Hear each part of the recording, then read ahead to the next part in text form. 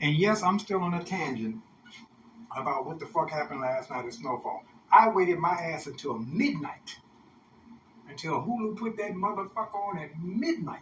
And 12:01, I logged on and stayed up to watch that 1 hour and 10 minutes fucking debacle. Just fucking retarded shit. I was so fucking mad. And I don't know, but the crackheads on the show seemed like they was more hinged than Franklin was, because Franklin was looking like he was on heroin and meth at the same time that whole fucking time. I mean, his wife robbing him and going shit behind his back. You should have known that bitch was crooked as a barrel of snakes when you met her mama, who looked like she has never ever been anywhere near any work. Scams, yes. Work, no. Now you've lost your uncle, who looked out for you, who got his wig pushed back, trying to save that girl, who was basically nasty and crafty. You know, who else got killed? You got so many of your friends killed along the way for some money that you never got. That shit made about as much sense as two motherfuckers fighting over a house and neither one had the deed.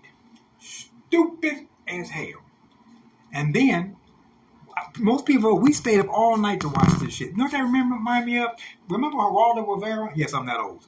Remember Geraldo Rivera had to stay up all night because they found Al Capone's vault. Remember that shit? We were all kids in school the next day, sleeping and shit, half sleep, mad as a motherfucker. Because you know what they found there, motherfucker? Some Coca-Cola bottles, a pack of cigarettes, I don't know what the fuck it was. It wasn't no guns, treasure, or dead people. We stayed up all night, you can Google that shit. We were pretty pissed. Geraldo Rivera, I think that pretty much fucked his career. Almost as bad as when that motherfucker hit him with that chair, which they played that shit every day for a week straight. That was the funniest shit ever. What's the guy, the civil rights guy, Roy Ennis? He started choking a white supremacist dude because the guy called him Uncle Tom. He said, "You gotta be kidding." He beat the brakes off that motherfucker. Then that chair came and hit Geraldo. That was like, between that and getting the shit smacked out of him over the years on that show, and and TV specials he did, I really, really was upset about how that motherfucker career ended up. And I'm pretty sure when he dropped dead, they ain't gonna tell nobody. They ain't gonna broadcast that shit like Barbara Walters. They're gonna be like, this motherfucker dead, fuck him, on to the next thing. Two monkeys and a pit bull became friends. Because that makes more sense of broadcasting that than the shit that's going on with him. And now they're talking about this guy's going to get DNA testing that he should have got a long time during his trial that's on death row in Texas because Kim Kardashian is behind him.